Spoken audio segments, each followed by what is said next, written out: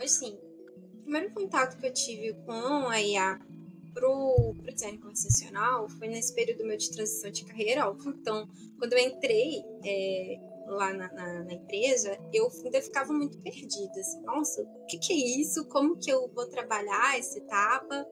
E aí eu fui vendo, né, a questão de ser um bot híbrido, que ele vai ter a árvore de decisão, mas ele também tem inteligência artificial. E aí o bot sempre vai entender alguma coisa, mas a gente precisa ter a curadoria para direcionar melhor o usuário. Enfim, então, quando eu entrei, muitas perguntas vieram e eu acho que agora com essa onda da IA generativa, mais perguntas surgiram. E um problema que eu vejo, e eu falo por mim, é que nós ficamos meio ansiosos, meio preocupados, e muitas vezes não sabe ali o principal, não digo que é o principal, mas assim, o que veio primeiro, a essência. E muitas vezes a gente tem até medo de perguntar. A gente parte de um pressuposto que todos deveriam saber o que é uma inteligência artificial, sendo que não é um assunto óbvio, até mesmo porque a gente está conversando com pessoas que acabaram de chegar e estão entrando aí meio que num período de virada, né?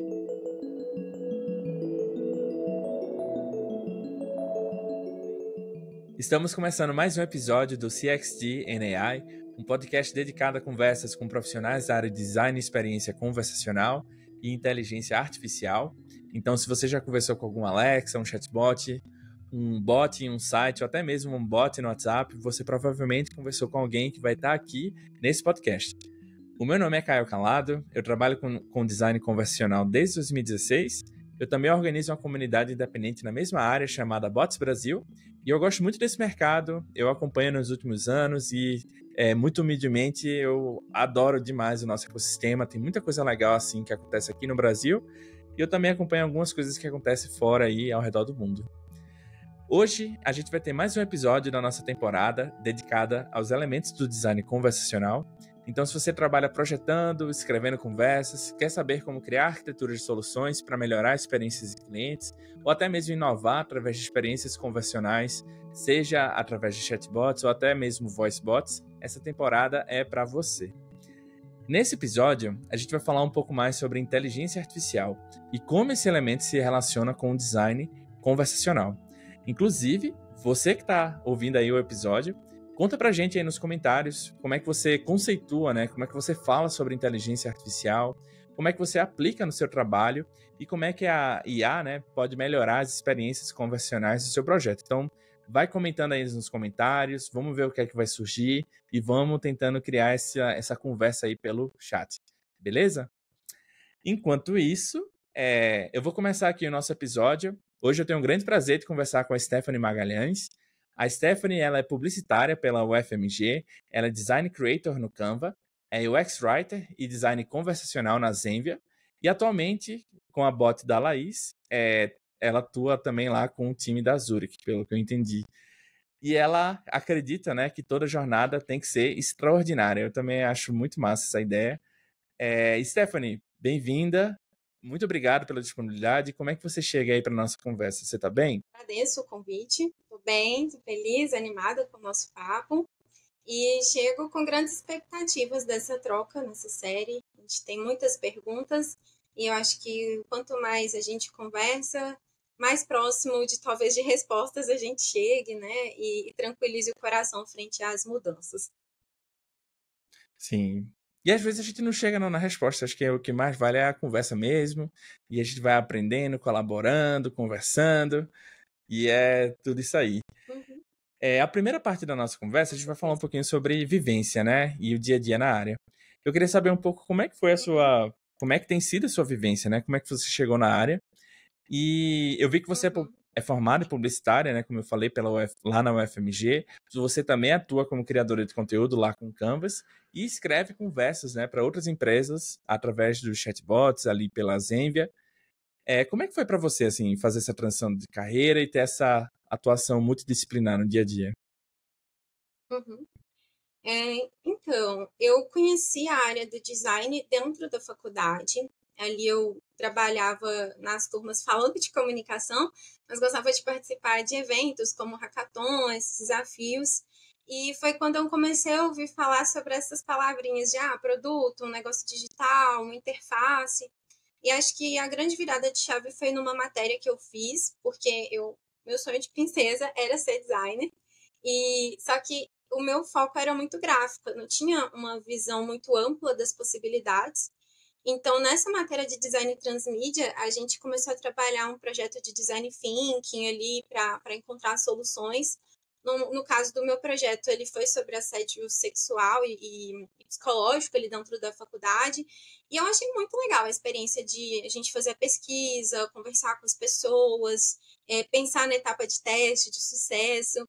E aí foi quando eu ouvi falar, então, pela primeira vez na experiência do usuário e mais especificamente no UX Writing. Eu já tinha trabalhado com a frente de parte de planejamento, redação e estratégias, enfim. Então, quando eu vi a oportunidade de trabalhar redação, design e tecnologia, fiquei, cara, como, né? E aí veio essa resposta através do UX Writing e, posteriormente, o design conversacional.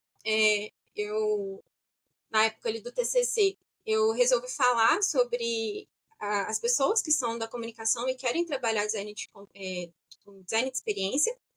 Então, eu comecei a estudar, fiz o curso do Capacita e tempos depois eu fui convidada pela empresa para trabalhar ali. E foi quando, de fato, eu tive essa virada de chave para começar a trabalhar como UX Writer e designer conversacional. E aí, falando sobre essa parte de ser multidisciplinar, eu acho muito curioso que às vezes as pessoas me perguntam assim: você trabalha na sua área de formação? E aí eu paro e fico, mais ou menos, porque eu trabalho muito com muitos conceitos da comunicação, entendimentos, por exemplo, a persona. É algo que já vinha ali da comunicação, mas que hoje vai recebendo novas sentidos, né? Novos rumos dentro do UX. E aí, por exemplo, com Canva, eu já estou mais para o design mesmo, o design gráfico. Mas o tempo inteiro eu vou pensando nisso da experiência. Então, casa muitas coisas. E o que ocorre é que antes o meu foco era muito mais a comunicação e agora o meu foco é prioritariamente UX e o design conversacional. No design gráfico, tem alguma coisa em particular que te chamou a atenção? Que você gostaria de desenvolver mais? Eu vou meio que fazer um relato. Eu vim da área de ciência da computação. E por acaso, na faculdade, eu paguei uma disciplina de web design. Lá, eu tive a oportunidade de conhecer o design de informação. E aí foi uma coisa levando a outra, assim. Eu me interessei muito pela parte, no caso, era utilizando algumas ferramentas web para a gente poder disponibilizar a informação. E aí me encantei, assim, pela forma visual, né, de você criar narrativas que contam como é que os dados podem ser apresentados, né? Aí eu não sei se na parte de design gráfico tem algum tema que te chamou a atenção, se gostou mais. Uhum. Assim, inicialmente, quando eu falei que quero ir para a área do design, era porque eu vinha de uma veia muito artística, assim, eu fiz aula de canto, eu tocava, e sempre que eu pensava no meu futuro, eu queria algo que me permitisse mais liberdade, mais flexibilidade. Então, eu fui para a publicidade, meio pensando, o design gráfico talvez ele tenha um pouco mais dessa arte, né? Enfim, e acabou que quando eu comecei a estudar de fato, eu vi que dá para agregar muito essa parte do design em vários campos. Então, hoje, eu, às vezes, igual teve o vídeo, né, o podcast com o Gabriel Simões, ele falando sobre storytelling com dados, eu penso quanto a parte visual ela apoia todas as áreas. Então, a expertise que eu tive ali trabalhando na publicidade, hoje eu consigo trabalhar, inclusive quando eu vou fazer uma etapa de discovery, eu consigo pensar melhor a arquitetura da informação, né, a escalabilidade das informações. Então, acho que essa parte do visual, o ser humano gosta, né, facilita. Hoje eu até estava conversando com a Pio justamente isso, que Às vezes a gente fica muito no mundo das ideias, então quando a gente traz para um quadro em branco, vai clareando e facilita até mesmo o entendimento para outras pessoas. É bem legal essa questão da facilitação, né? Você curte facilitar? Tipo, ser facilitadora? Que designer também tem uma frente de facilitação? Ou você prefere ficar Sim. ali mais escrevendo as conversas? É, Tá, pode eu gosto falar. muito da ideia do facilitador, sabia? Eu acho que ele tem um Hum, papel muito importante e às vezes ele é um guia, assim, para chegar no consenso, sabe? Então, ao sim. longo dos últimos anos, embora eu atuasse com algumas entregas específicas de desenho, alguns artefatos, né, de produto, eu curtia muito a questão do barulho, né, da gerar as discussões em torno de algo, assim. E muito Sim. disso tem a ver com o Bots Brasil também, por exemplo. Eu gosto muito de Uhum, estar movimentando as discussões. E, uhum. e como eu falei mais cedo, antes da gente iniciar aqui a gravação, hoje eu estou num processo de tentar fazer com que outras pessoas cheguem em respostas. E aí eu trago as perguntas e a gente vai conversando para encontrar. Eu acho muito massa, assim, e Sim. é desafiador esse papel de ser É. facilitador. Eu acho que a primeira palavra que me vem à mente quando você fala do processo de facilitar é o desafio. Porque você tem que ter o domínio do assunto para levar as pessoas no caminho da reflexão. Eu gosto, dentro do meu trabalho hoje, a gente tem momentos, por exemplo, do refinamento interno, então que eu tenho que apresentar o meu trabalho, conduzir a linha de raciocínio, atender ali o que um líder técnico traz de informações sobre o cliente, o desenvolvedor vem com perguntas, então assim, a gente tem um fio condutor e a pessoa que é UX, ela é designer conversacional, ela em algum momento vai ter esse papel. E também, por exemplo, quando a gente vai apresentar o nosso trabalho para o cliente. Né? A gente tem que, às vezes, ter uma etapa ali de perguntas, principalmente no começo. E fora aí, em outras ocasiões da minha vida que eu tenho a oportunidade, e eu acho que sempre agrega bastante. Né? Já que a gente está falando de design, de facilitar conversas, hoje você já está atuando um tempo aí na área. A gente estava conversando um pouco antes, né? Você está desde 2021 aí na Zenvia, entrou, antes era uma outra empresa, e agora está aí com um grupo. Uhum. Hoje você está atuando como designer conversacional e UX writer, né? Isso, É, exatamente. como é que você introduz assim, o que é que você faz ou como é que você fala para outras pessoas que não são da área, tipo, olha, eu trabalho com isso e é isso Uhum. aqui, o que é que eu faço? Eu acho que é a pergunta de milhões. Eu já tinha dificuldade quando eu era social media, e olha que a popularização da área facilitou bastante. E aí agora, né, falei, vou complicar um pouquinho mais. E assim, eu falo com as pessoas que eu desenho fluxos de interação de uma pessoa com um robô. Então eu determino ali os caminhos do que ele vai falar, o caminho feliz, o caminho triste, né, que seriam os caminhos de erro, para chatbot, que seriam interfaces conversacionais. Geralmente eu trago como exemplo o WhatsApp, que é o que as pessoas têm mais fácil assim, na mente, né? A primeira coisa que vem na cabeça. E O explico que é famoso etapa. robozinho do WhatsApp, né? Exatamente. E eu falo, olha, é etapa anterior ao desenvolvimento, porque muitas pessoas não entendem. Elas acham que. Já me perguntaram, então é você que fica respondendo do outro lado? Eu falei, não, não é saque. O que eu faço é meio que um mapeamento ali. E aí, se você fala X, o bot vai entender X, ou se ele não entender, qual é o retorno que ele vai te dar? E eu gosto de falar assim, por exemplo, quando você entra no aplicativo do banco, você já conversou com um assistente virtual, um robozinho?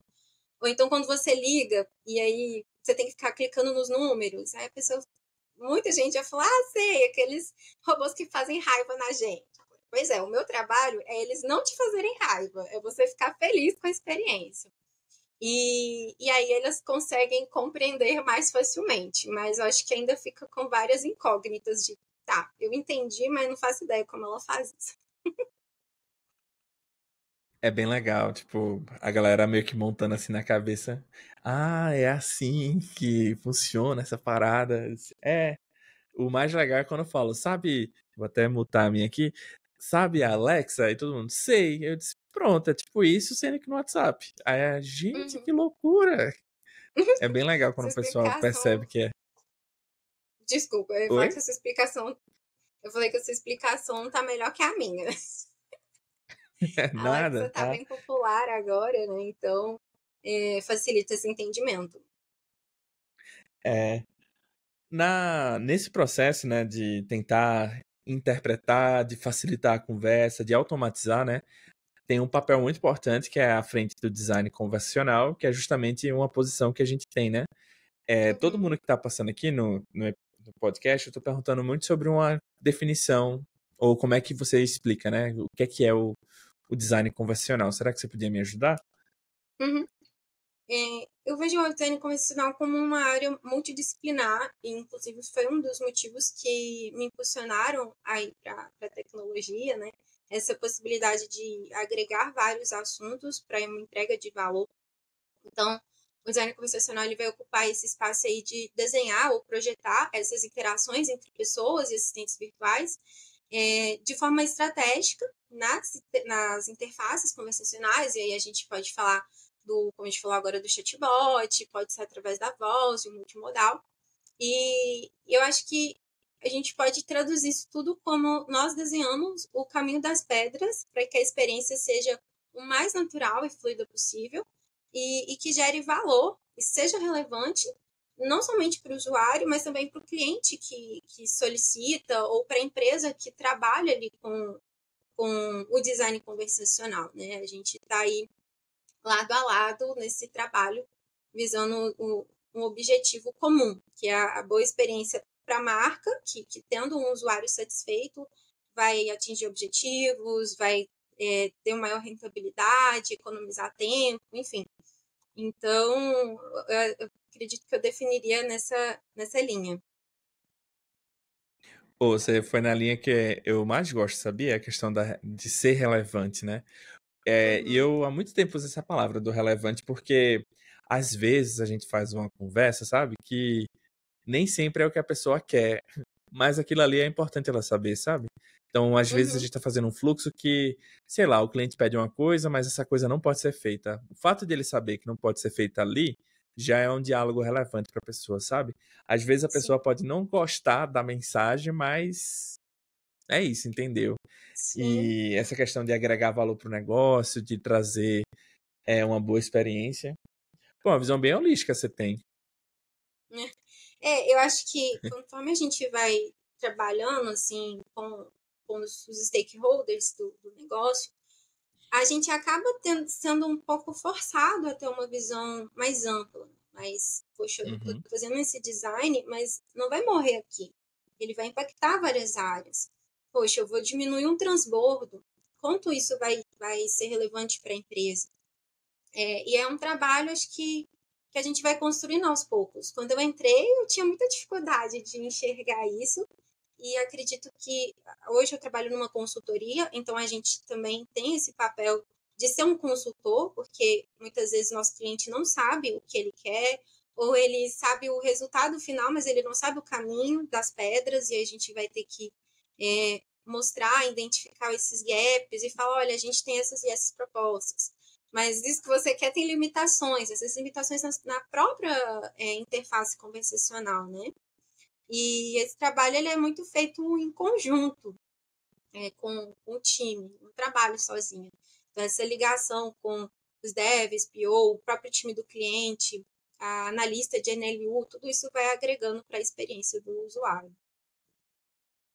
Quando você fala que envolve outras pessoas e trabalha em outras frentes, como é que é assim o seu dia a dia? Como é que alguém que trabalha com design conversacional ou UX writer, né? Como é que essa pessoa poderia esperar que é o dia a dia dela? Será que você poderia comentar um pouco a sua atuação, as Uhum. etapas? Não sei, talvez trazer um pouco mais de visão do processo mesmo? Sim, sim. Então, eu vejo que cada lugar é único.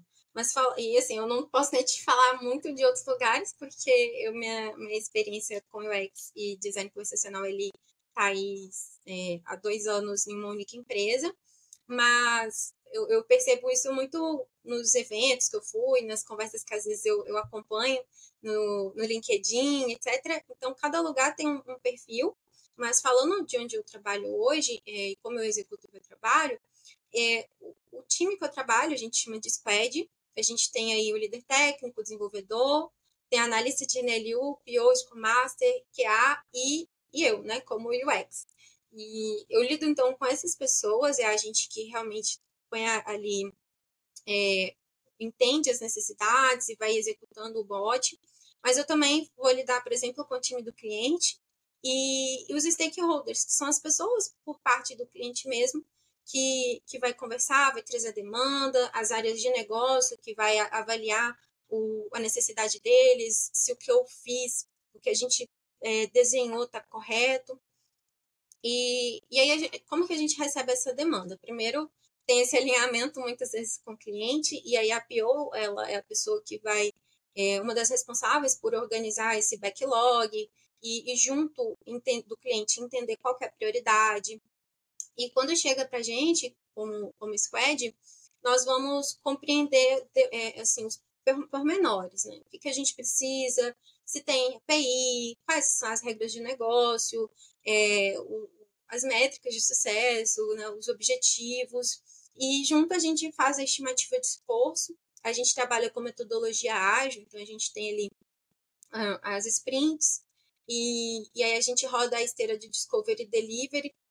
Então, nessa etapa inicial que eu trabalho, que é Discovery, a gente faz todo esse mapeamento de, como eu falei, objetivos, métricas, os problemas, o público. Então, hoje eu trabalho com um bot de uma seguradora. Eu não trabalho somente com o público, né? Eu trabalho com o segurado, eu trabalho com o corretor, com pessoas curiosas que têm interesse no seguro. Então, a gente faz esse entendimento para depois elaborar a demanda. E aí, por demanda, a gente tem os fluxos de fato, que pode ser um novo autosserviço, pode ser um bot novo. Então, eu vou pensar quais são os pontos de contato, de onde o usuário vem, para onde ele vai. Então, demandas mais pontuais. É uma fraseologia que está dando problema, a analista de NLU viu um atendimento que está dando muito detrator. Então, a gente faz esse trabalho e alinha internamente, muito importante. Eu falo que essa etapa é fundamental no trabalho do designer, que é eu desenhei e eu vou passar com o líder técnico para ver se o que eu pensei como experiência funciona. Se não, eu apresento para o cliente, ele acha lindo, e aí depois o desenvolvedor olha para minha cara e fala, maravilhoso, mas eu não consigo fazer isso. Então é uma etapa muito importante. Para depois, então, a gente validar também a etapa dos eventos, onde a gente marca ali as métricas, e aí apresenta para o cliente, aprova e passa essa nossa árvore para a parte do desenvolvimento. Aí, além disso, eu também trabalho, por exemplo, com os templates ativos, né, que são as mensagens que são enviadas ativamente para os usuários, redação, uma revisão, um cadastro, e eu apoio também a analista de NLU. Hoje, na empresa onde trabalho, a gente, que a UX não faz essa frente da curadoria, mas a gente apoia. Então, tem um problema, como que a gente pode propor uma boa experiência para a pessoa? Qual que é a melhor tratativa? E eu adoro esse trabalho conjunto, assim. Realmente é um xodó para mim. O pessoal fala, identifiquei o problema. Vamos sentar junto e tentar encontrar a solução. Assim, porque são outras visões que as pessoas têm, né? Então, eu acho que é uma troca muito bacana. Sim, e como eu falei, né, você tem me parece ter uma atuação bem holística, assim, você está participando do negócio, você está participando ali da operação, você está ajudando na implementação e também na curadoria do projeto como um todo. Eu imagino que é desafiador para você, não é não? Eu acho que todas as áreas são bem desafiadoras, mas eu gosto, assim, eu gosto bastante. Eu sou uma pessoa um pouco que cansa de rotina, então é bom, assim, eu ter novos desafios, sabe? A gente organizando, tendo prazo, visão de prioridade, eu não me importo. Vamos embora, vamos fazer junto. Mas é importante ter a casa bem organizada, né? Que nem eu falei com você antes da gente começar, eu sou um pouquinho metódica. Então, se vai chegando muita coisa, estilo pastelaria, aí a gente vai botando o pé no freio e fala, não, Vamos lá, gente, isso é importante? Mas isso aqui também é. Então, o que é o mais importante no momento? O que vai te agregar mais valor nessa situação? E aí vai fluindo, vai sendo bem executado, né? Isso é importante, não só fazer por fazer. Sim. Essa questão do gerar valor, eu acho que é a pergunta mais difícil, assim, da galera. Que acaba que é aquele negócio, né? Se tudo é importante, nada é importante. Que acaba sendo muita coisa de uma vez só e fica difícil de priorizar. Acho que é uma das Sim. habilidades mais difíceis, assim, priorização. E eu acho que quando a gente não tem bem estabelecido o que a gente quer, é problemático para o cliente, né, para ele entender, ver valor sendo gerado no negócio dele, e é problemático para a empresa que está oferecendo serviço. Porque aí o cliente vai virar e falar: você não está me entregando nada. Claro, não tem metas. Como que eu vou te provar que eu estou te entregando? E muitas vezes o time que está no operacional tá apagando fogo, né? Tá apagando incêndio, né? E aí o cliente não tá vendo, então a gente ter tudo bem organizado, bem estruturado, resolve essas problemáticas e esses desafios que acho que todo o mercado tem. Sim. E é interessante porque, como você muito bem disse, assim, né? Cada empresa tem a sua dinâmica, tem sua forma de trabalhar, mas quer queira ou quer não, todo mundo tá falando meio que o mesmo idioma, mas com sotaques diferentes, eu diria assim. Que talvez em um Uhum, lugar é uma gíria, né? A gente tem os dialetos de cada região, as gírias, o jeito de falar, mas no fim da conta a gente está falando a mesma coisa.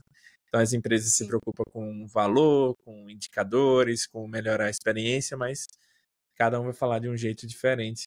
E que bom, né? Porque eu Uhum. acho que tipo, agrega bastante assim, essa diversidade e a forma da gente poder talvez analisar coisas por aspectos diferentes, é bem legal. É, Então, seguindo um pouco adiante aqui na nossa conversa, a gente vai falar um pouquinho sobre os elementos do chaves, né, do design, chave do design convencional.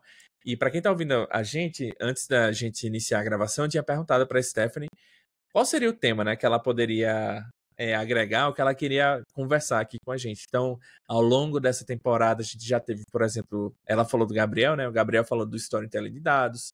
A gente teve o Lucas falando um pouco de multimodalidade. A Ariane, que foi o último episódio, antes desse, ela falou sobre curadoria. E agora a gente vai falar mais sobre inteligência artificial, né? Que é um tema bem quente. E é um assunto que a gente vai falar a seguir, né? Mas antes da gente continuar, eu queria até reforçar aqui um convite para vocês de seguir a Stephanie, de adicionar ela no LinkedIn, de mandar um oi, diz que conheceu através aqui do episódio. Seguir aqui o projeto, a gente tem vários outros conteúdos que a gente vai disponibilizar ao longo dessa temporada. Tem muita coisa boa por aí.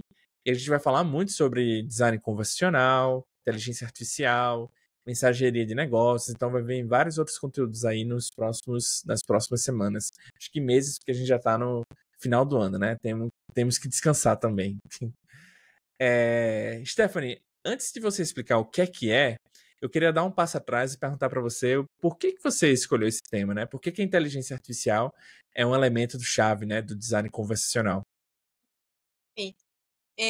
Assim, o primeiro contato que eu tive com a IA pro design conversacional foi nesse período meu de transição de carreira, óbvio. Então, quando eu entrei lá na empresa, eu ainda ficava muito perdida, assim, nossa, o que é isso? Como que eu vou trabalhar essa etapa? E aí eu fui vendo, né, a questão de ser um bot híbrido, que ele vai ter árvore de decisão, mas ele também tem inteligência artificial.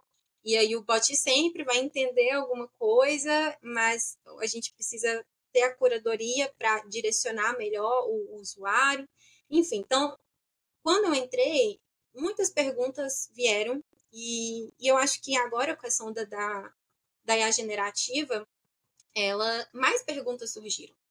E um problema que eu vejo, e eu falo por mim, é que nós ficamos meio ansiosos, meio preocupados, e muitas vezes não sabes ali o principal, não digo que é o principal, mas assim, o primeiro, o que veio primeiro, a essência. E muitas vezes a gente tem até medo de perguntar.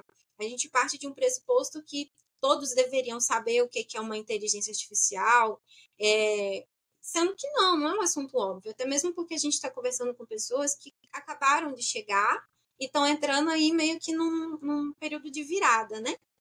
E o primeiro é que o ChatGPT tem mais de 180 milhões de usuários.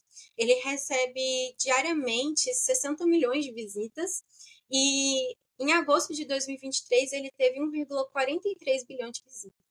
E não somente falando da IA lá no ChatGPT, que eu acho que é o que mais ficou famoso, a gente tem outros estudos, como, por exemplo, disponível no Gartner, que vai trazer que até 2025, 30% das mensagens de outbound, de marketing, vão ser geradas sinteticamente. E que até 2030, um filme de grande sucesso será 90% gerado pela IA, tanto a parte de texto quanto de vídeo. E aí, nesses meus estudos, eu encontrei uma série de e-books, são 10 ao todo, feito por Nama e 042, o e-book chama Hey Ya, que vai falar que o governo da China ele estima que até 2030 o mercado de IA ele vai movimentar cerca de 500 bilhões de reais. E nesse e-book, eles mapearam 144 problemas sociais e pensando ali nas soluções. E aí, uma das frases que eu achei sensacional assim, que eles trouxeram é que eles falam que, abre aspas, sonhamos com um mundo mais rico, mais igualitário, mais simples no final das contas. Sonhamos em não ter mais que realizar trabalhos mecânicos, em poder nos dedicar ao que realmente nos interessa, mas onde há sonhos, sempre há pesadelos. O medo da irrelevância continua nos assombrando. O receio de sermos deixados de lado, de criarmos ferramentas com as quais não sabemos mais lidar. Então, todos esses dados reforçam um cenário que é inevitável, e aí eu fiquei refletindo no que isso gera. E tem um material da Scientific American que vai trazer um termo que é a ansiedade da IA. Eu nunca tinha ouvido falar nisso. Eu achei muito interessante a gente pensar nas preocupações que acarretam nas pessoas quando a gente fala da inteligência artificial. E a psicóloga Mary Albert, ela traz que alguns dos problemas assim que as pessoas vão evidenciando é a falta de proteção de privacidade dos dados online, a perspectiva de perda de emprego, a possibilidade de estudantes ou outros profissionais trapacearem e a possibilidade da obsolescência humana.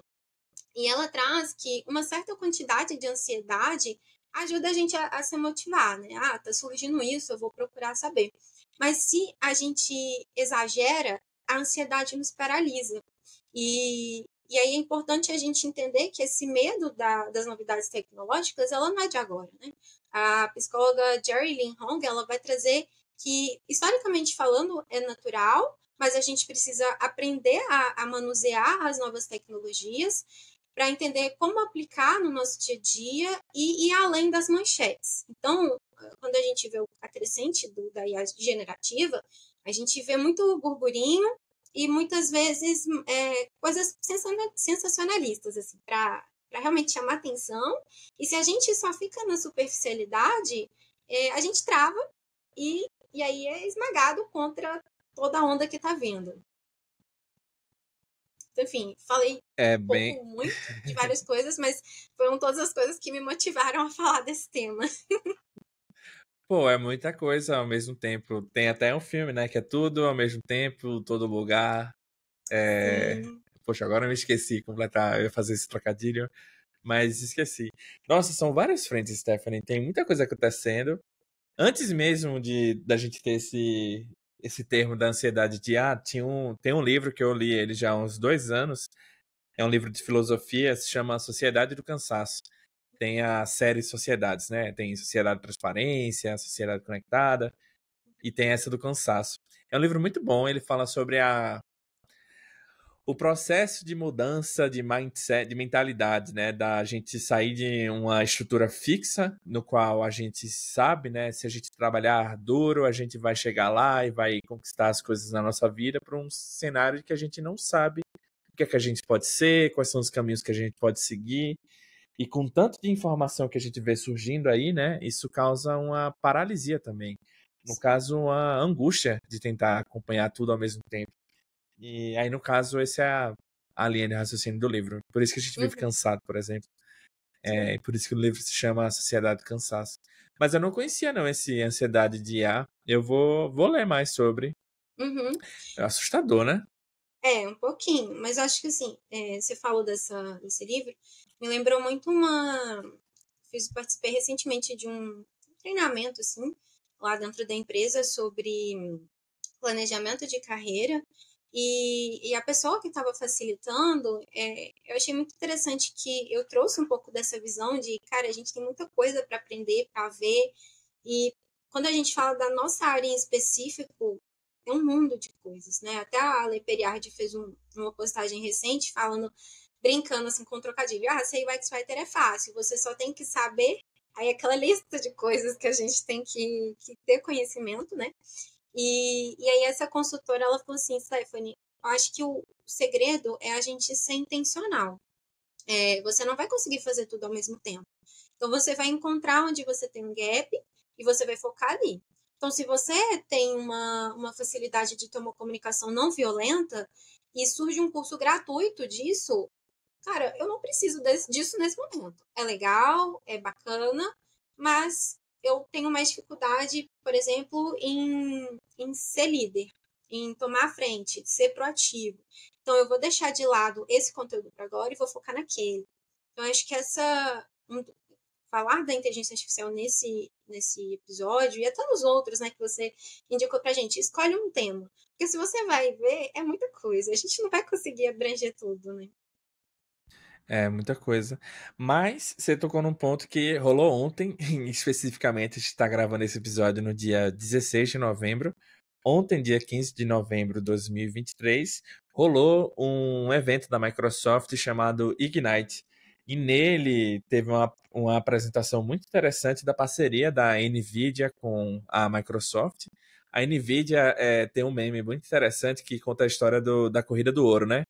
Todo mundo achando que quem ficou rico foi quem ganhou ouro, mas na verdade quem ficou rico foi quem vendeu a pá, né, para vender e ajudar a galera a escavar o Uhum. ouro. Enfim, aí no caso essa é a Nvidia, né? Ela tá vendendo tecnologia para ajudar todo mundo a acelerar a corrida de IA. Uma das ofertas, né? Tem várias outras ofertas. Mas o que foi legal nessa apresentação foi que o próprio CEO da Nvidia, ele trouxe essa perspectiva, né? O mercado endereçado, chama de TAM, Total Addressed Market, que é o tamanho do mercado, né? É, ele está crescendo exponencialmente, porque a gente está saindo de um cenário onde a gente está tentando digitalizar é, as ações, as empresas e o mercado, e agora a gente está lançando um novo segmento de mercado, que é, digamos assim, a gente está tentando embedar a IA em tudo isso que já existe. Se tudo isso que já existe ainda não é suficiente para ajudar em todas as experiências, né? Porque a gente ainda tem várias outras frentes que a gente ainda precisa melhorar e ajudar as pessoas. Com a vinda da IA, a gente vai tentar. É como se a gente tivesse um novo recomeço, né? Mas um recomeço que não invalida o recomeço anterior. Na verdade, ele toma ele como ponto de partida. E é muito louco pensar nisso, porque a gente tem realmente um novo segmento de mercado e várias outras frentes para poder atuar. Acho bem legal, assim. Acho que a gente tem muita coisa para aprender ainda. A da IA generativa tem sido bem bacana, assim, aprender sobre. Iceberg, né? É a ponta do iceberg. Mas, dando um passo atrás de novo, assim, voltando para o nosso contexto, né, do design conversacional. Como é que a gente pode definir a IA nesse contexto, né, inteligência artificial, no contexto de um elemento-chave do design conversacional? Eu vi um vídeo do Lima Rodrigues e ele falou assim: a inteligência artificial é um espelho da gente. E eu gostei muito dessa frase porque ela explica bem, assim, a IA, ela é uma máquina que exerce funções por e como humanos de modo independente e consciente. A ideia dela é simular a nossa inteligência humana e aí a gente traz isso para um contexto da IA conversacional. Eu trouxe o dado da pesquisa CX Trends de 2023, da Zendex, que 64% dos consumidores esperam que os bots forneçam o mesmo nível de serviço que os atendentes humanos. Então, as pessoas elas esperam que as suas necessidades sejam atendidas e elas desejam cortar esse caminho. Elas não querem ter que ligar para uma pessoa para, sei lá, gerar a segunda via de um boleto. Ela quer utilizar bots, mas as pessoas falam como pessoas. Elas não vão falar a linguagem da máquina. Então, a IA conversacional, ela vem auxiliar nesse processo da máquina meio que falar como uma pessoa. E então, a IA conversacional é isso. Ela vai utilizar as tecnologias com as quais os usuários podem conversar, seja o chatbot, agentes virtuais, etc. E aí, sendo um pouquinho mais técnico, talvez, ela vai usar aí do processamento de linguagem natural, que é a NLP, para processar esses inputs, as mensagens recebidas. E isso pode ser por voz, por texto. E a partir desse reconhecimento de padrões, ela facilita o diálogo. Ela também vai usar o machine learning, que é o sistema de aprendizado da máquina, que vai identificar quais foram as respostas mais satisfatórias para o futuro, né? Dentro de times, a gente precisa de uma pessoa analista, uma curadora, para avaliar essa base de dados e assim treinar a IA. E aí esses sistemas eles vão ser alimentados continuamente. Nunca vai parar, né? Vai chegar dado e a gente vai otimizando através dessa curadoria. É um ciclo, né, de feedback, e uma coisa vai influenciando na outra e vai expandindo, vão surgindo outros serviços. É bem legal, assim, eu acho massa. Sim. Para quem tá... Você quer complementar? Não, pode seguir. Eu ia perguntar sobre quem quer aprender mais sobre esses temas, né? Você falou sobre várias palavrinhas mágicas aí, NLP, NLU, teve vários, tem a parte de design, por assim dizer. Como é que o pessoal pode aprender mais sobre esses temas, né? Você tem alguma dica, alguma sugestão? Perfeito. Então, eu acho que a gente vai falar um pouco aí do hard skill e do soft skill. Primeiro, a gente tem um perfil de estar aberto ao aprendizado do básico, ou seja, aprender essa sopa de letrinhas para poder avançar em discussões sobre a IA generativa, por exemplo. Porque senão, se você chega na IA generativa e você vai vendo ali esses termos e você não entende eles, né, acaba não fluindo, não otimizando o aprendizado. Então, o primeiro passo, eu acho que é entender essas palavras iniciais, a essência, e ver bastante exemplo. Tem cursos disponíveis, tem comunidades, tem hackathons, tem desafios que às vezes pessoas mais de uma senioridade maior no LinkedIn elas vão liberando. E tem até, por exemplo, o curso da HelloBot, que ele traz exercícios práticos para você desenvolver. Então, acho que a primeira frente ali dessa hard skill é pesquisar e tentar, mesmo que seja uma tentativa pequena, mas vai, né? A gente já não vai chegar fazendo um super projeto, mas vai de grão em grão.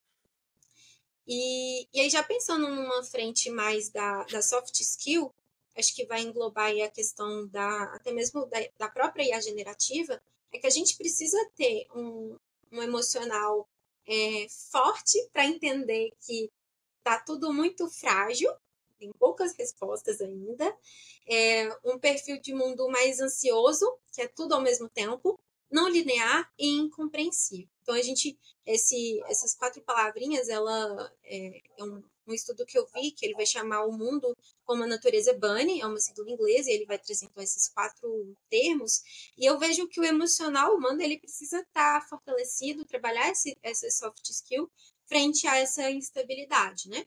Ao mesmo tempo, a pessoa precisa ser curiosa. Eu não sei o que é isso, eu vou pesquisar. Eu não vou ter medo de, às vezes, chegar numa pessoa e perguntar. Talvez trabalhar até mesmo a questão da humildade, como eu falei. Mas a gente está muito tempo na área e tem esse medo, essa vergonha de se mostrar frágil ou vulnerável, né? Também coloquei aqui o aspecto da criatividade, pensando que muitas vezes a gente não tem resposta de como a gente pode aplicar a IA. Ela é uma ferramenta poderosa e que ela tem muitas possibilidades e a gente vai ter o papel de ser criativo e entender onde pode aplicá-la. Também o perfil da adaptabilidade, então o trabalho que hoje eu faço ele pode mudar muito com as novidades tecnológicas. O pensamento crítico, de entender de fato se aquilo que está sendo produzido é bom ou não. Não é porque, no caso da IA generativa, é uma tecnologia super legal. Ela que fez, então é bom. Não necessariamente. A gente vai ter que sim ter uma visão crítica de negócio. E, por fim, o trabalho em equipe, que vai casar muito com a parte de hard skill. É eu estar com as pessoas que já estão na área, que talvez estão tendo mais oportunidades de treinar, e o próprio grupo de trabalho que a gente tem, como eu falei, eu trabalho no squad que tem pelo menos mais 6 pessoas junto comigo. Quantas trocas a gente pode ter para aprender? Eu acho bem rica, assim, essa abordagem multidisciplinar. Saber o que você sabe, saber o que você não sabe, saber que você sabe que não sabe, ou saber que Uhum. não sabe o que não sabe. Tem essas perguntas que a gente tem que estar fazendo de tempos em tempos. Eu achei bem massa, assim, essas dicas. E a questão da curiosidade, acho que todo mundo precisa manter esse chapéu aí de curiosidade, que é muito rico. Você também se colocar em Uhum. posições que você não sabe, mas estou aqui como uma pessoa curiosa. Sim. Eu, Eu, particularmente, não gosto de me apresentar como especialista, por exemplo, porque eu acho que eu ainda tem tanta coisa rolando aí, tipo, eu sou só um curioso. É o famoso brilho no olhar, né? Tipo, quando a gente começa a faculdade, quer o primeiro emprego, você tem que mostrar muito brilho no olhar. E depois que você senta na cadeira, vai vir na rotina, no dia a dia, e às vezes o brilho no olhar vai sumindo. Mas a nossa área de tecnologia, no todo, não tem como. Ela tem muita novidade o tempo todo, então a gente vai ter que manter o brilho no olhar para sempre. Até o dia de aposentar, se esse dia chegar, né, a gente tem que estar ativa. Sim. Esses dias eu conversei com uma pessoa que. Você trabalha em que área? Eu disse, tecnologia. Ah, tecnologia é muito bom, é só entrar. Eu disse, não, cara, é uma área que você entra e aí você se torna habilitador de outras áreas. Aí você tem que aprender o seu e das outras áreas também. Então você Uhum. acaba meio que tendo que aprender duas vezes. Mas é uma área muito massa, eu Yeah. gosto bastante, assim, de poder estar ajudando e inovando, né? Através de tecnologia, é muito bacana. Sim. É, em relação à questão do design convencional e a IA, né? Uma coisa pode influenciar na outra, uma coisa pode ajudar a outra também, né? Tem alguma relação entre a IA e o design e a IA? Tem alguma relação entre esses dois elementos? Bom, os bots, como eu comentei, ele é uma forma de conversar com a pessoa usuária, facilitando ali a vida dela.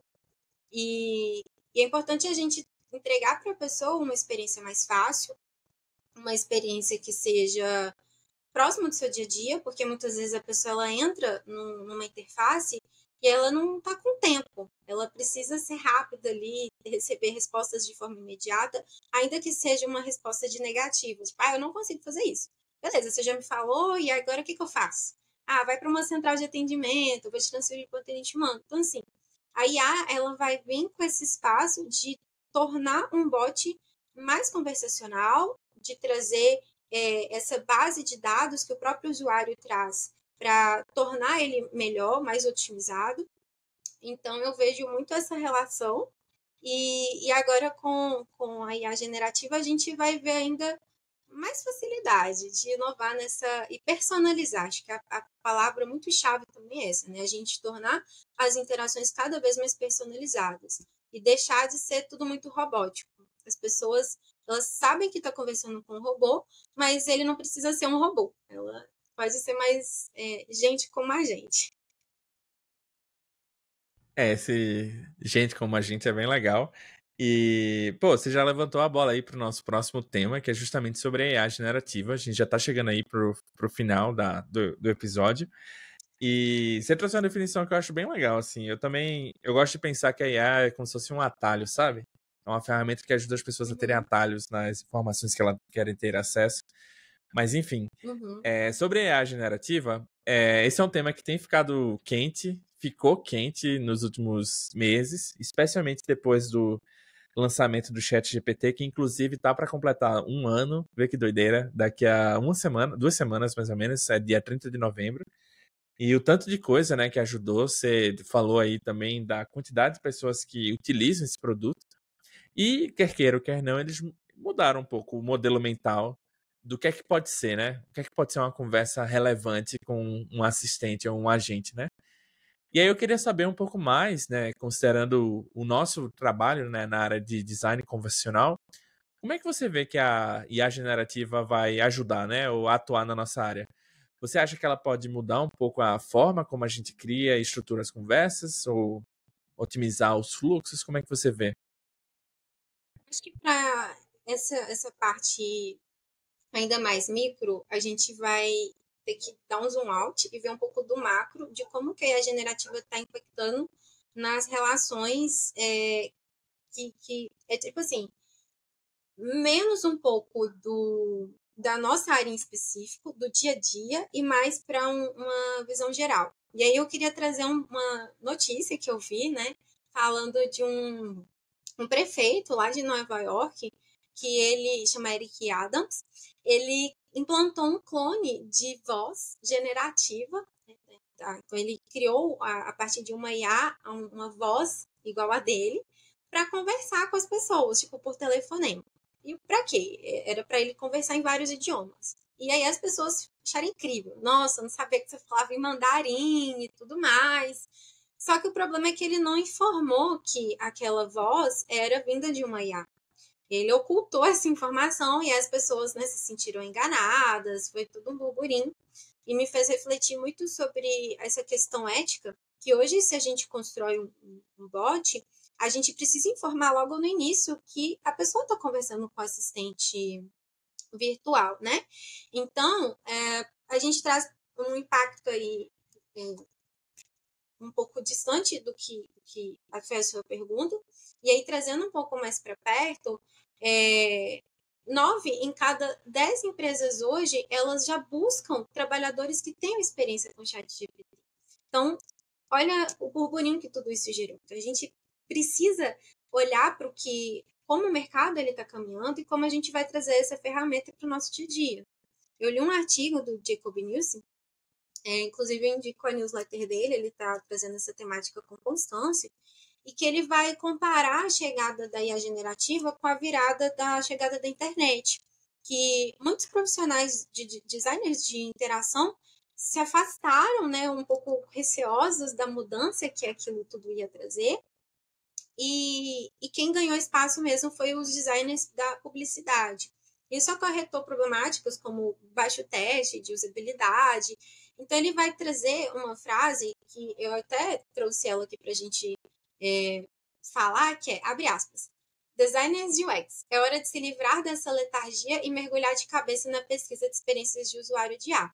Sim, você está fazendo malabarismos com projetos, mas o futuro não vai lhe enviar um convite. Isso vai atrapalhar a sua festa. Então, hoje, nós como UX, ele traz que em 2, 3 anos, ok, o que a gente faz está atendendo o mercado, está funcionando, eu recebo por isso. Mas nesse prazo, a gente tem o risco aí de perder os nossos empregos, não por causa da IA, mas por causa das pessoas que se habilitaram a trabalhar com a IA, que tem mais capacidade. E ele traz, inclusive, essa perspectiva de a gente não pode esperar o tempo para passar para aprender. A gente tem que começar agora, porque quando gerar esse boom maior, a gente já vai estar lá pronto para assumir essas cadeiras, sabe? E aí, falando um pouco mais específico da nossa área, eu usei o próprio chat GPT para fazer 2 perguntas. A primeira foi se as empresas estão substituindo funcionários por IAs, e ele disse que sim, elas estão, mas para automatizar tarefas mais específicas e, com isso, melhorar a eficiência dos trabalhos, reduzir custos. Só que esse processo de automação ele não substitui todos os empregos, ele abre novas possibilidades, novas oportunidades, tudo também pensando na região que você está, no setor que você atua. E a segunda pergunta assim, que eu fiz, aí focando mais ainda no que a gente faz, é como você pode ajudar o trabalho de um designer conversacional e UX Writer. E a primeira frase que ele traz é: posso oferecer assistência ao trabalho de um designer conversacional e UX Writer de várias maneiras. Então, ele levanta ali 7 possibilidades: geração de conteúdo, revisão, ideias criativas, suporte na arquitetura da informação, análise de sentimento, tendências em melhores práticas e criação de perguntas e respostas. Então, aqui eu vejo assim, ele o tempo inteiro está se colocando numa postura de assistente, de uma pessoa que vai apoiar o profissional. A gente continua sendo importante, E o próprio Bruno Rodrigues, ele vai falar assim, que nós criamos a IA, então nós precisamos usá-la. Nós, eu digo assim, não fui eu que criei a IA, mas nós, seres humanos, vimos uma oportunidade, uma necessidade e a gente, depois que ela foi criada, não tem como fugir, a gente não tem para onde correr. Ela está aí, a gente precisa aplicá-la no nosso dia a dia e entender os benefícios que isso traz. Tem um curso no LinkedIn, que eu também vou indicar ele no final, que ele vai falar sobre esses conceitos básicos da IA, que eu super recomendo, e aí casando até com a pergunta anterior, né? Pausa, que eu li a frase errada. Então, a professora ela vai trazer que automatizar tarefas repetitivas é libertar a humanidade de trabalhos monótonos, difíceis ou robóticos. E eu achei interessante que ela usou a palavra libertar. Então, se a gente tem uma vista de um mercado de trabalho ali, logo na Revolução Industrial, que é um trabalho muito mecanizado, às vezes repetitivo, que isso desgasta o homem, né, a pessoa, com a IA generativa, ela vai ter um perfil de vou automatizar esses trabalhos e vou dar espaço para que a pessoa ela seja o que torna ela gente. É o modo de pensar, é o seu ser criativo, é ser o criador, porque quem criou a IA foi o homem, né? Foi a pessoa. E isso traz para o nosso dia a dia essa capacidade da personalização, como eu falei, inovações, um aumento da produtividade, melhora nas nossas habilidades e, consequentemente, qualidade nas nossas entregas. Nossa, você falou de vários assuntos muito legais e que também colaboram com vários outros estudos também. Você falou da Nielsen lá, do Jacob. Tem um artigo deles que se chama a IA como assistente de UX, né? De pessoa está desenhando ali a experiência da pessoa usuária. E aí eles sugerem alguns modelos de interação, né? Na forma como a IA generativa pode ajudar. Então, como você falou, editor de conteúdo, assistente de pesquisa, parceiro de ideação, assistente de design. E aí tem várias outras formas, né? E ferramentas que as pessoas podem pensar em usar a IA generativa que não necessariamente é design conversacional, assim, ele é bem abrangente, porque pode impactar várias outras áreas, assim. E é muito louco pensar porque é, tem usos específicos para o processo de design, digamos assim, como também tem usos específicos para quem está trabalhando, digamos assim, o usuário que está. O usuário comum de negócios que usa ali o e-mail, usa ferramentas de colaboração. Então tem várias outras frentes. Ontem mesmo, nesse evento da Microsoft que eu mencionei, saiu uma pesquisa muito legal sobre como o conceito da Microsoft, né, de Copilot, é um copiloto, né? Não é a IA sozinha que vai fazer, a gente vai co-criar. E aí esse é um conceito que a Microsoft está abraçando. Ontem ficou bem evidente essa estratégia da Microsoft. E aí para dar suporte, né, a essa abordagem copiloto, a Microsoft fez um estudo para entender como é que o uso, né, de IA generativa ou da abordagem copiloto pode ajudar as pessoas, né? Então, no estudo dela, fala que 70% das pessoas que utilizaram o copiloto se sentiram mais produtivas, 68% falaram que melhorou a qualidade do trabalho, outras 68% também disseram que ajudou, né, a iniciar o trabalho o trabalho criativo de uma forma mais ágil.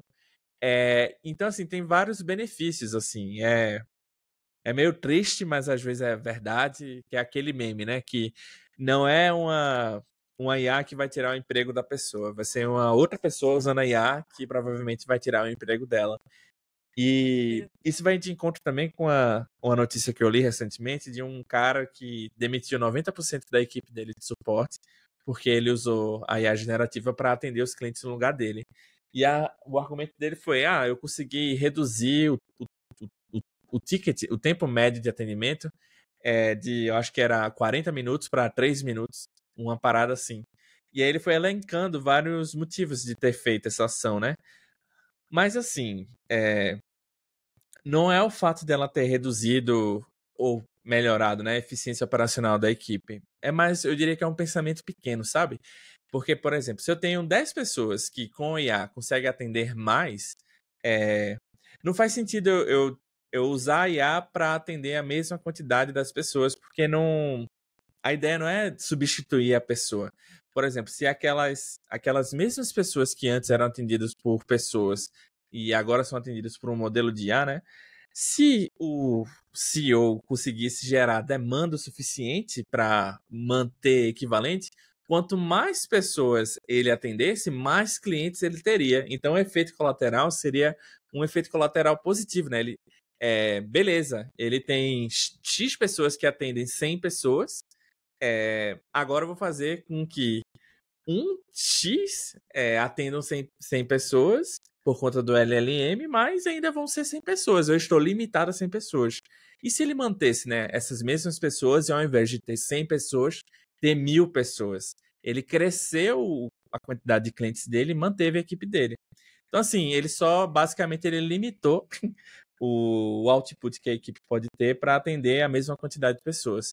Ao invés de ele realocar, né, essas pessoas ou fazer com que aumentasse a demanda, né, para que esse tipo de ação não fosse feita. Enfim, eu acho que no fim do dia é tudo decisão de pessoas. Se a gente for ver os dados, tem muita coisa já falando dessa entrada do uso da IA no dia a dia, e vai ser muito estratégia de cada empresa, e aí vai ter que as pessoas que são tomadoras de decisão, elas vão ter que ter muita sabedoria, uma visão de negócio, uma visão estratégica de fato, e entender isso, que as pessoas elas não são substituíveis, elas são passíveis de serem capacitadas, e como se diz, se a pessoa ela aprende a usar a IA, quão mais ela pode agregar, né? Até mesmo, por exemplo, hoje dentro da empresa que eu estou, a gente teve momentos ali, desafios, que a gente teve a oportunidade de pensar em propostas com a IA generativa. Eu achei isso muito legal, assim, a empresa vê uma oportunidade e ela, em vez de sei lá, matar o potencial, ela levanta isso, né? Vai que a gente está aqui dando apoio.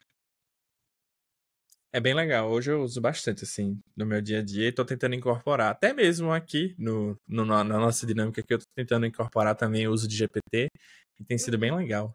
Eu queria saber se no seu fluxo de trabalho, você acha que a inclusão da IA generativa, né, vai alterar alguma coisa? Será que Uhum, tem novas considerações, etapas no processo de design? uhum, Será que vai impactar de alguma forma o uso de IA generativa? uhum. Acho que você já trouxe aí alguns exemplos desse artigo. Eu tô até pensando se eu li o mesmo, porque eu vi, assim, um desses artigos que eu li, que o Jacob Newsey, ele fez uma postagem no LinkedIn, né? E ele pediu que as pessoas trouxessem casos práticos da aplicação da IA generativa. E aí tem esses exemplos que você trouxe de um apoio na pesquisa, um apoio ali na revisão de um texto. Eu falando de um caso prático, assim, eu tive um primeiro contato com a IA que foi meio frustrante. Eu pedi para criar assim, eu tinha recebido uma demanda de criar uma mensagem urgente, e eu fiquei lá batendo na minha cabeça e tal, pensando como que eu ia criar. Eu já tinha recebido o que o cliente queria, a base, e aí eu fiquei ali pensando. Aí eu desenvolvi a frase e falei, deixa eu ver o que o chat GPT pode me propor. Às vezes dá para incrementar alguma coisa ou outra. E aí eu mudei o prompt várias vezes e ele sempre me entregava uma resposta grande e que não cabia dentro do meu bot, dentro do que eu precisava. E eu entendi assim, tá, não vai dar para usar o que ele propôs nesse momento. E aí teve uma outra situação, aí eu, né, segui com a minha criação mesmo. E aí teve uma outra situação que foi, deixa eu tentar de novo aqui, e foi no uso de uma palavrinha, assim, que eu tava em dúvida, eu nem lembro mais qual que é a palavra, mas que ela tinha o mesmo sentido, então elas eram sinônimos, e eu fiquei assim, poxa, qual que eu uso? E aí eu joguei lá, qual que você acha melhor? Assim? Aí ele me trouxe, olha, essa palavra, ela é mais formal, essa daqui, ela já é mais, assim, do dia a dia, acho que uma é tópico e a outra eu nem lembro. E eu falei, nossa, o perfil nesse momento, esse ponto da jornada, ele é mais sério, porque eu tô falando que eu falei, de seguro. Então, às vezes a pessoa tá numa situação mais delicada, ocorrer um acidente, então eu preciso de uma conversa mais delicada. Eu falei, beleza, obrigada, ChatGPT, você me ajudou a decidir, porque eu tava na dúvida. Então, assim, é, nesses 2 exemplos que eu trouxe, eu acho que dá para a gente identificar um ponto que nesse artigo eu li, que é a IA, ela produz muitas ideias, ela é infinita quase, assim, né? Mas o UX, ele vai ter, ou design conversacional, né? Atuo nos dois, eu acabo variando nas nomenclaturas, mas a gente vai ter o papel de escolher, a gente vai ter esse poder de decisão, né?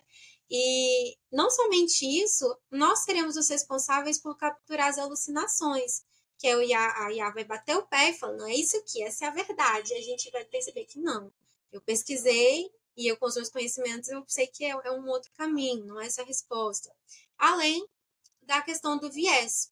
A gente alimenta a IA com uma base de dados e muitas vezes esses dados podem ter vieses. Então, a gente, como pessoas, mais uma vez, pensantes, criativas, racionais, e vai identificar ali o viés e trabalhar essa resposta. Então, em toda forma, de todo caso, a gente vai ter esse papel ali de julgamento, de julgar e ser o detentor de conhecimento frente à nossa área de atuação.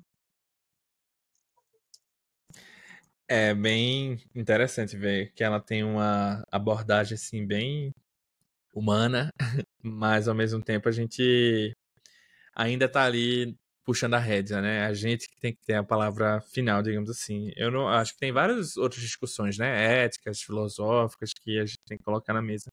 Eu fiquei pensando se é uma coisa que eu tô usando muito quando eu tô usando o GPT para gerar ideias, e aí às vezes eu comento sobre um exercício da Apple chamado o Touro de Picasso. Você já ouviu falar sobre ele? Não.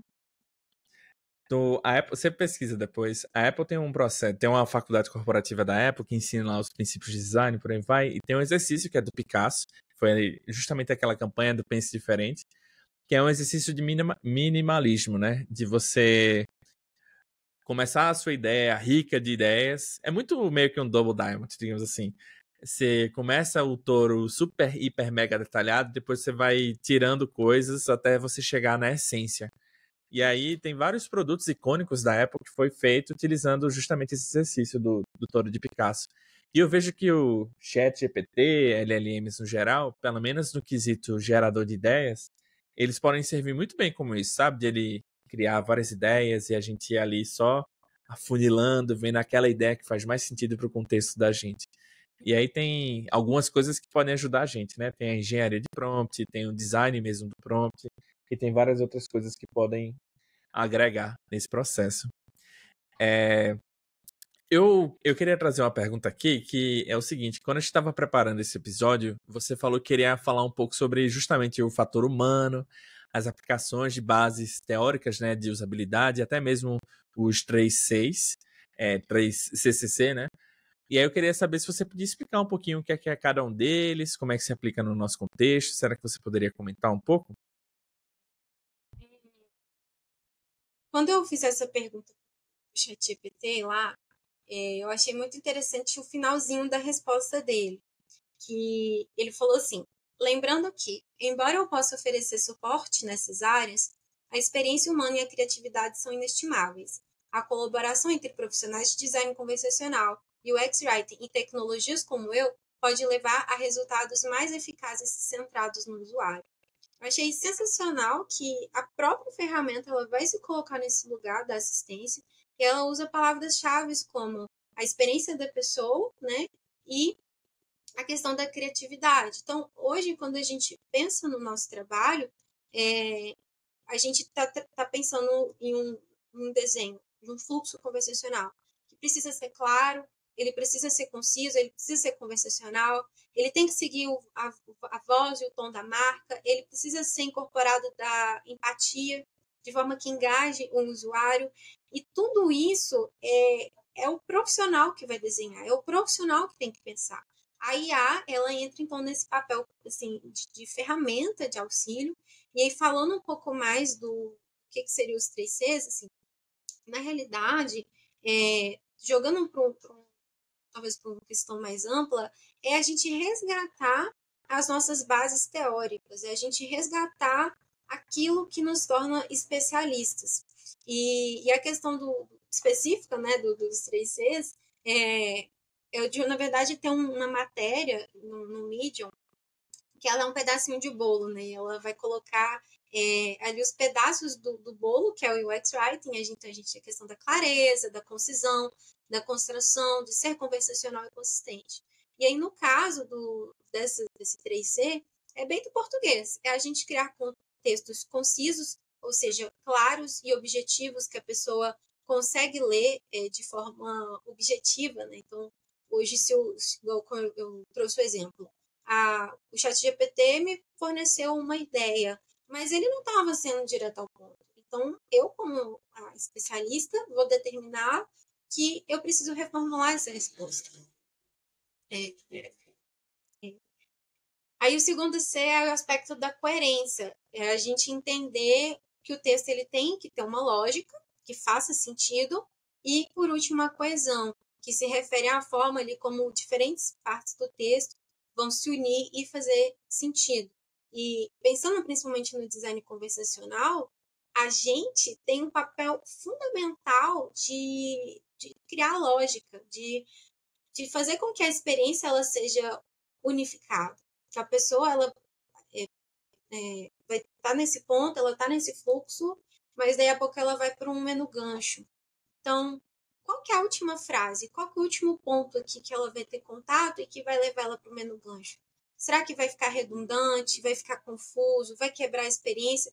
Então, além dos 3Cs, eu comentei da questão das heurísticas de Nielsen, né? As heurísticas de usabilidade. Tudo isso vai me dar base para eu fazer esse trabalho que eu comentei anteriormente, que é eu julgar a informação que a IA me deu, eu ser uma pessoa que captura a essência e aplica ela no meu trabalho. Então, acho que esse é um fator importantíssimo da gente trazer para o nosso dia a dia. Sensacional, Stephanie. Foi muito bom. Eu gostei bastante da nossa conversa. Eu aprendi muito. Eu acho que a gente tem muitas coisas aqui que a gente pode levar e com certeza a gente vai poder discutir mais sobre isso nos próximos meses, porque IA generativa está bem quente aí. Eu espero que o nosso papo ajude outras pessoas a conhecer mais o nosso mercado, também conhecer mais esses conceitos, né? E eu gostei bastante assim da nossa conversa. Espero que você tenha gostado também da dinâmica, como é que foi hoje. E eu queria saber se você pudesse resumir, né? Ou se você quisesse passar uma mensagem final para a galera que está ouvindo, qual seria essa mensagem, assim? Qual é o recado que a galera tem que sair daqui e lembrar que rolou esse papo? Uhum. A mensagem final que eu acho que eu poderia deixar e que quero que as pessoas levem para os seus próximos estudos, para os seus próximos passos se concentre no que te torna humano. A gente precisa parar com um complexo de inferioridade humana, né? Que as máquinas são melhores, que elas são superiores. Talvez esse imaginário ele vem muito até mesmo do entretenimento, que a gente vê muitos filmes distópicos falando sobre como a máquina vai destruir o homem. E a gente precisa sair desses lugares e ir para a realidade, para o pé no chão. Então, quando for estudar, beleza, tem um super potencial. Mas o que me diferencia da máquina? O que vai trazer valor para o meu trabalho que a máquina não consegue hoje? Eu acho que essa é a mensagem final que acho que é importante a gente levar para casa. O que te torna humano, né? É o que te diferencia. Exatamente. É... Perfeito. Stephanie, quem quiser te seguir, te mandar uma mensagem, qual é o melhor local para a galera entrar em contato com você? Então, eu tenho meu LinkedIn, é lá que eu costumo postar as minhas novidades. Eu sou um pouco devagarzinha nas postagens, meu objetivo é ser mais assídua, mas eu tô lá sempre de olho, acompanhando. Tenho aí como projeto alimentar o meu Medium. Como eu falei, o meu TCC ele foi focado em UX, e a minha ideia desde a época que eu entreguei era gerar aquilo um conteúdo para a comunidade, então eu quero tirar isso do papel. Então, siga ali no LinkedIn, porque quando rolar, vocês vão poder ver. Fora aí, como eu disse, acho que com você, Caio, antes da gravação, eu acompanho algumas comunidades, então, vez ou outra, podem me encontrar ali, e aí já fica de indicação para as pessoas poderem ver as discussões desses espaços, que agregam muito, como a Bots Brasil, né, que você é o fundador, tem os grupos lá do WhatsApp, que eu gosto muito de ver as notícias, acho que promove muito esse espaço de aprendizado.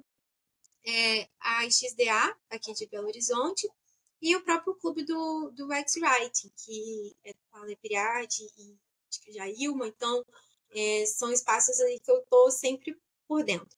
E finalmente, não menos importante, eu gerei um material com base nessa conversa, eu vou compartilhar com o Caio, então vocês podem acessar, se tiver dúvida, curiosidade, quiser complementar alguma coisa, acho que vai ser um espaço aberto para isso.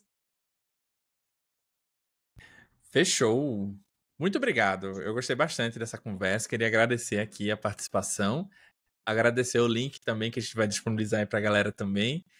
Para quem está ouvindo aqui o episódio, fica aí o reforço para você deixar o seu like, seguir a Stephanie, acompanhar, né, os conteúdos que ela deve voltar a produzir, compartilhar lá com a comunidade. Tem os outros grupos também que ela mencionou que eu também participo. São muito bons, tem muito conteúdo bom lá, a galera sempre está trazendo coisa nova.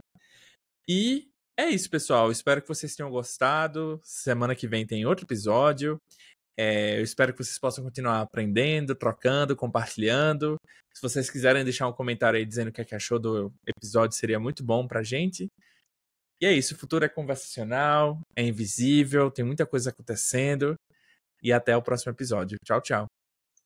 Tchauzinho.